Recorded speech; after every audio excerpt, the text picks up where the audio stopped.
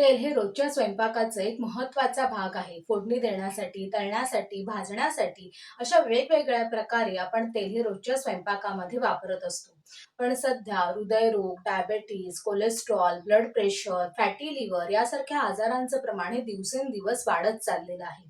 मग अशा वेळेला आपण जे तेल वापरतोय त्याचे आरोग्यावर काय परिणाम होत आहेत? आपण कुठलं तेल वापरलं पाहिजे?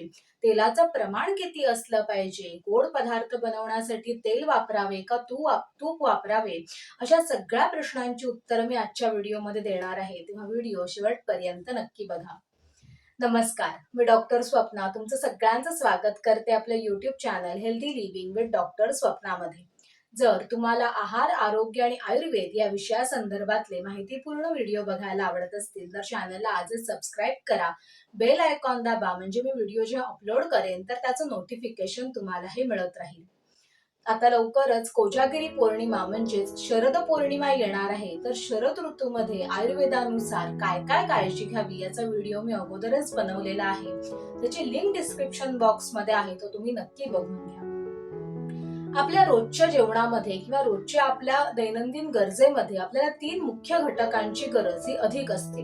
ते आहेत कार्बोहायड्रेट, प्रोटीन्स आणि फॅट्स म्हणजेच कर्बोदक, प्रथिनं आणि तैलीय किंवा स्निग्धांश म्हणजेच फॅट हे आपल्या शरीरासाठी गरजेचं आहे.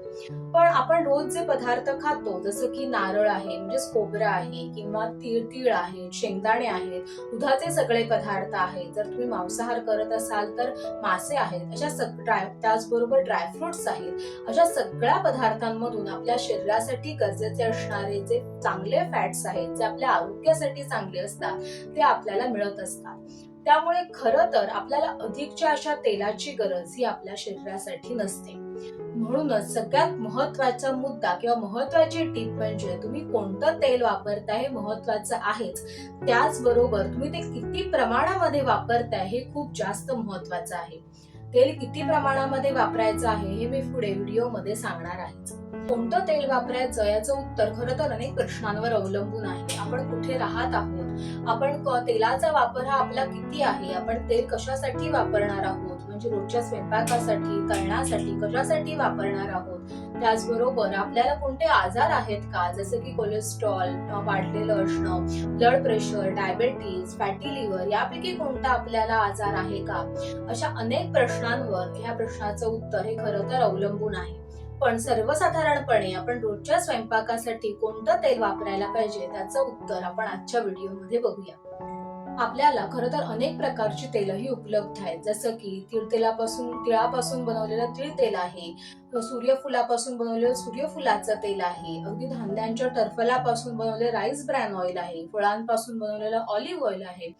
या प्रत्येक तेलाचे खरे तर स्वतःचे असे फायदे आणि तोटे आहेत. प्रत्येक तेलामध्ये असणारं फॅटचं प्रमाण म्हणजे चरबीचं प्रमाण, ओमेगा 3 किंवा ओमेगा 6 याचं प्रमाण हे वेगवेगळं आहे. पण आपण ढोबळमानाने प्रकार करायचं म्हटलं तर रिफाइंड ऑइल आणि कच्ची घाणी तेल असं आपल्याला करता येईल. रिफाइंड ऑइल म्हणजे नक्की काय आहे, तर यामध्ये तेलाला अनेक प्रोसेस मधून हे जावं लागतं. ही एक मल्टी स्टेजेस प्रोसेस आहे. आपल्या घरापर्यंत हे तेल येईपर्यंत तेलाला अनेक प्रक्रियेमधून हे जावं लागतं. या प्रक्रियेमध्ये तेल हे उच्च तापमानाला आणि उच्च दबावाखाली हे काढलं जातं. एवढ्या उच्च तापमानाला तेलामधले असलेले सगळे जे पोषक घटक आहेत ते नष्ट होतात, कमी होतात, अगदी अत्यल्प प्रमाणामध्ये त्याच्यामध्ये शिल्लक राहतात. त्याचबरोबर या प्रत्येक तेलाला ते ज्याच्यापासून काढलेलं आहे त्याची एक स्वतःची अशी चव असते, रंग असते, स्वाद असतो आणि तो कमी करण्यासाठी म्हणजे काही तेल आहे ते थोडेसे उग्र वासाचे असतात आणि ते कमी करण्यासाठी त्याच्यावर प्रोसेस केलं जातं. ते अधिक काळ टिकण्यासाठी त्याच्यामध्ये प्रिझर्वेटिव्ह ऍड केले जातात, केमिकल्स ऍड केले जातात. तेल तळल्यानंतर जास्त फेस येऊ नये म्हणून त्याच्यावर अँटी फोमिंग एजंट्स टाकले जातात. या सगळ्या प्रक्रियेमधून तेलातलं पोषण मूल्य आहे ते कमी होतं आणि म्हणून त्याच्यामध्ये अधिकचे व्हिटॅमिन्स नंतर ऍड केले जातात. तुम्ही जर कधी तेलाची पिशवी पलटून बघितली तर त्याच्या मागे तुम्हाला हे सगळं लिहिलेलं दिसेल. Preservative, anti foaming agents, vitamin हे सगळं त्याच्यामध्ये अधिक हे टाकलेलं असतं. आणि जर आपण कच्ची घाणी तेल बघितलं म्हणजेच त्याला आपण कोल्ड प्रेस्ड ऑइल किंवा वूड प्रेस्ड ऑइल असं देखील आपण त्याला म्हणतो, तर हे तेल आहे ते कमी तापमानाखाली काढलं जातं आणि त्यामुळे त्यातले बरेचसे पोषक घटक आहेत त्या तेलामध्येच राहतात. या तेलाला त्याची स्वतःची अशी चव असते, रंग असतो, वास असतो आणि म्हणूनच रोजच्या वापरासाठी जर तुम्हाला तेल वापरायचं असेल, रोजच्या स्वयंपाकासाठी जर तेल वापरायचं असेल, तर अर्थातच जे कोल्ड प्रेस्ड ऑइल आहे किंवा वूड प्रेस्ड ऑइल आहे किंवा कच्ची घाणी तेल आहे ते वापरणं हे अधिक फायदेशीर आहे. कारण ते बऱ्यापैकी त्याच्यातले पोषक मूल्य हे त्याच्यामध्ये टिकवलेले असतात, ते चांगल्या प्रतीचं हे आपल्याला मिळतं. मग हे तेल नक्की कोणतं वापरावं, की सूर्यफुलाचं वापरावं, शेंगदाण्याचं वापरावं? तर आपण पूर्वापार जे खात आलेलो आहोत, जे आपल्याला पचत आहे, जे आपल्याला आपल्या शरीराला साध्य आहे, ते तेल वापरणे अधिक श्रेयस्कर आहे. जसं की दक्षिण भारतामध्ये जास्त करून खोबऱ्याचं तेल वापरलं जातं, उत्तर भारतामध्ये जास्त करून मोहरीचं तेल वापरलं जातं, आपल्या महाराष्ट्रामध्ये तिळाचं, शेंगदाण्याचं किंवा करडईचं तेल हे अधिक करून वापरलं जातं. यापैकी जे तेल तुम्ही वापरत आलेला आहात ते तेल तुम्ही वूड प्रेस्ड किंवा कोल्ड प्रेस वापरणं हे आपल्या आरोग्यासाठी अधिक चांगलं आहे. काही हृदयरोग तज्ञांच्या मते आपण तेल जर बदलून बदलून वापरलं तर ते आपल्या शरीरासाठी अधिक चांगलं असतं. कारण प्रत्येक तेलाचे स्वतःचे असे काही गुणधर्म आहेत, प्रत्येक तेलामध्ये असणारं चरबीचं प्रमाण हे वेगवेगळं आहे. त्यामुळे जर शक्य असल्यास हे कोल्ड प्रेस्ड किंवा वूड प्रेस्ड ऑइल आहे जर बदलून बदलून आपण वापरलं तर आपल्या शरीरासाठी ते अधिक चांगलं आहे. हल्ली बाजारामध्ये बऱ्याच अंशी ऑलिव्ह ऑइलचा प्रचार केला जातो, तर हे ऑलिव्ह ऑइल वापरणे हे कितपत चांगलं आहे? खरं तर ऑलिव्ह ऑइलचं मूळ आहे ते पाश्चात्य देशांमध्ये आहे. पाश्चात्य देशांची जी स्वयंपाक करण्याची पद्धत आणि आपली स्वयंपाक करण्याची पद्धत यामध्ये बराच फरक आहे. आपल्या स्वयंपाकामध्ये बऱ्याच वेळेला आपण फोडणी वगैरे या गोष्टी दिल्या जातो आणि ऑलिव्ह ऑइल आहे याचा जो स्मोकिंग पॉइंट आहे किंवा ते जास्त हीट स्टेबल नाही आहे. त्यामुळे आपल्या रोजच्या स्वयंपाकासाठी आपण जे नेहमी वापरत आलेलो आहे ते तेल वापरणं हे अधिक श्रेयस्कर आहे. तुम्ही अगदी ऑलिव्ह ऑइल चांगलं आहे म्हणून त्याच्यावर स्विच लगेचच आपलं नेहमीचं ऑइल सोडून ते वापरण्याची तितकीशी गरजही नाही आहे. पण तुम्ही जर सॅलड करत असाल तर त्याच्यासाठी तुम्ही वरून घालण्यासाठी वगैरे ऑलिव्ह ऑइलचा वापर हा करू शकता. आपण रोजच्या स्वयंपाकासाठी कुठलं तेल वापरायचं आहे ते आपण बघितलं, पण जेव्हा तेल तळण्याची साठी आपण वापरतो, काहीतरी डीप फ्राईंग साठी आपण तेल वापरतो, त्यावेळेला ते तेल किती हीट स्टेबल आहे, त्याचा स्मोकिंग पॉइंट किती अधिक आहे याचा विचार करणं हे गरजेचं असतं. या संदर्भातली जी सविस्तर माहिती आहे ती तुम्हाला मी पुढच्या व्हिडिओमध्ये देणार आहे. त्यामुळे आजच तुमचं नोटिफिकेशन बेल जो आयकॉन आहे तो तुम्ही प्रेस करा, तो क्लिक करा, म्हणजे तुम्हाला त्याचं नोटिफिकेशन हे मिळेल.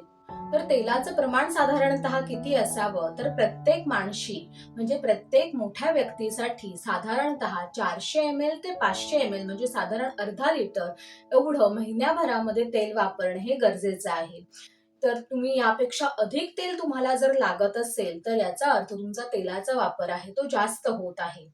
म्हणजे घरामध्ये जर 3 व्यक्तींचं कुटुंब असेल, नवरा बायको आणि एक मुलगा किंवा मुलगी असं जर कुटुंब असेल तर अशा कुटुंबासाठी महिनाभरासाठी 1200-1500 ml एवढं तेल हे पुरेसं आहे. या तेलाचा वापर कमीत कमी करण्यासाठीच्या टिप्स मी पुढे सांगणार आहे, त्यामुळे व्हिडिओ बघत राहा. बऱ्याच वेळेला जेव्हा गोड पदार्थ करण्याची वेळ येते त्यावेळेला आपण तेलाऐवजी वनस्पती तुपाचा हा वापर हा करताना दिसून येतो. हे वनस्पती तूप म्हणजे नक्की काय आहे? तर हे आपल्या देशी तुपापेक्षा बरेच त्याची किंमत ही कमी असते, म्हणून बऱ्याच वेळेला गोड पदार्थ बनवण्याची वेळ येते, तळण्याची वेळ येते, तेव्हा बऱ्याच वेळेला वनस्पती तुपाचा हा वापर केला जातो. पण तूप आपल्याला मिळतं ते दुधापासून. मग वनस्पती तूप हा काय प्रकार आहे? तर यामध्ये हायड्रोजनेशन ही प्रोसेस केली जाते. हायड्रोजनेशन प्रोसेस म्हणजे काय आहे? तर या प्रोसेसमध्ये लिक्विड फॅटचं रूपांतर आहे ते सॉलिड फॅट मध्ये केलं जातं. म्हणजेच वनस्पती तेल आहे किंवा व्हेजिटेबल ऑइल आहे या प्रोसेस मधून गेल्यानंतर ते सॉलिड स्टेट मध्ये होतं आणि ते तुपासारखं दिसतं, म्हणून त्याला वनस्पती तूप असं म्हटलं जातं. या हायड्रोजनेशन प्रोसेस मध्ये अनेक केमिकलचा वापर केला जातो जे आपल्या शरीरासाठी हानिकारक आहेत. त्याचबरोबर या प्रक्रियेमध्ये ट्रान्स फॅटचं प्रमाण खूप जास्त प्रमाणामध्ये वाढतं. हे ट्रान्स फॅट आहेत ते आपल्या आरोग्यासाठी हानिकारक आहेत, आपल्या हृदयासाठी अत्यंत हानिकारक हे मानले जातात. म्हणून जेव्हा गोड पदार्थ करण्याची वेळ येईल त्यावेळेला आपल्या देशी तुपाचा वापर आहे तो जास्त करून करावा. देशी तुपाचा आहे ते त्याचा स्मोकिंग पॉइंट म्हणजे ते उच्च तापमानाला देखील बऱ्यापैकी स्थिर राहतं. त्यामुळे तळण्यासाठी देखील देशी तुपाचा वापर करणं हे वनस्पती तुपापेक्षा अधिक श्रेयस्कर आहे. आणि जर ते घरी बनवलेलं तूप असेल तर आपण ते स्वतः बनवलेलं असल्यामुळे आपल्याला त्याची गुणवत्ता अधिकच चांगली माहिती असते. आता बघूया की तेल आपण कमी वापरायचं असेल तर आपण काय टिप्स या वापरू शकतो. सगळ्यात पहिली टिप म्हणजे काहीतरी विशेष कारण असल्याशिवाय शक्यतो तळणीचे पदार्थ हे करू नका. दुसरी महत्वाची टीप म्हणजे की आपल्याला जर डीप फ्राय करणं गरजेचं असेल तर त्या ठिकाणी आपण शॅलो फ्रायचा वापर करू शकतो का याचा विचार करा. किंवा जर एखादा पदार्थ आपण भाजून खाणार असू तर त्याऐवजी तो बॉईल करून किंवा स्टीम करून आपण तो खाऊ शकतो का, अशी रेसिपी वापरू शकतो का याचा विचार करा.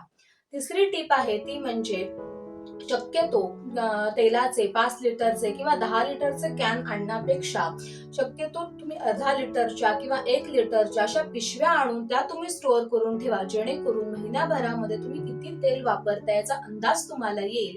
म्हणजे आपण जर तेल जास्त वापरत असू तर तुम्हाला ते वेळीच तुम्हाला ते नियंत्रणात ठेवता येईल. आणि शेवटची महत्वाची गोष्ट म्हणजे आमटीला भाजीला तरी आलीच पाहिजे असं नाही आहे. कारण ही जी तरी आहे ती चवीला जरी चांगली लागत असली तरी ती पोटामध्ये जाऊन आपल्या हृदयासाठी आपल्या आरोग्यासाठी हानिकारक असणार आहे. Cholesterol, blood pressure, fatty liver यासारख्या अनेक आजारांना आमंत्रण देणार आहे, हे आपल्या कायम डोक्यात असलं पाहिजे. व्हिडिओचे जर महत्वाचे मुद्दे लक्षात घेतले तर सगळ्यात पहिला महत्वाचा मुद्दा म्हणजे रिफाईंड तेलापेक्षा कच्ची घाण्याचा किंवा कोल्ड प्रेस्ड ऑइलचा वापर करणं हे जास्त फायदेशीर आहे. दुसरा महत्वाचा मुद्दा म्हणजे तुम्ही ज्या ठिकाणी राहत आहात त्या ठिकाणी जे तेल वापरतात जे आपल्या आरोग्यासाठी चांगलं आहे ते जास्त करून वापरणं हे आपल्या शरीरासाठी जास्त चांगलं आहे. तिसरी महत्वाची गोष्ट म्हणजे तुम्ही तेल अगदी कोल्ड प्रेस्ड ऑइल किंवा कच्ची घाणी जरी वापरत असाल तरी ते किती प्रमाणामध्ये वापरता याला खूप जास्त महत्वाचं आहे. पुढची महत्वाची गोष्ट म्हणजे तुम्ही स्वयंपाकासाठी, तळण्यासाठी, भाजण्यासाठी किती प्रमाणामध्ये तेलाचा वापर करत आहात हे देखील तितकंच महत्वाचं आहे. आणि शेवटची महत्वाची गोष्ट जेव्हा तुम्ही गोड पदार्थ बनवत असाल त्यावेळेला वनस्पती तुपाचा वापर न करता जे देशी तूप आहे त्याचा वापर करणं हे आपल्या आरोग्यासाठी जास्त फायदेशीर आहे. आजच्या व्हिडिओमध्ये तेलासंबंधीच्या असणाऱ्या अनेक प्रश्नांची उत्तरं मी तुम्हाला दिली आहे. तरीही तुम्हाला काही शंका असेल तर मला कमेंट बॉक्समध्ये नक्की विचारा. असेच माहितीपूर्ण व्हिडिओ बघण्यासाठी चॅनलला सबस्क्राईब करा, बेल आयकॉन दाबा म्हणजे व्हिडिओ अपलोड केला की त्याचं नोटिफिकेशन तुम्हालाही मिळेल. पुढच्या व्हिडिओमध्ये तळण्यासाठी कुठलं तेल वापरलं पाहिजे, तळून झाल्यानंतर या तेलाचं करायचं काय, हे तळलेलं तेल वापरणं आपल्या आरोग्यासाठी किती फायदेशीर आहे, त्याचे आरोग्यावर काय परिणाम होतात हे अगदी मी सविस्तरपणे सांगणार आहे. त्यामुळे तुमचं बेल आयकॉन आज क्लिक करा म्हणजे त्याचं नोटिफिकेशन तुम्हाला मिळेल. आजचा व्हिडिओ तुम्हाला जर आवडला असेल किंवा गरजेचा वाटला असेल तर तुमच्या नातेवाईकांना तो नक्की शेअर करा. आणि तोपर्यंत हेल्दी राहा आणि हॅप्पी राहा. नमस्कार.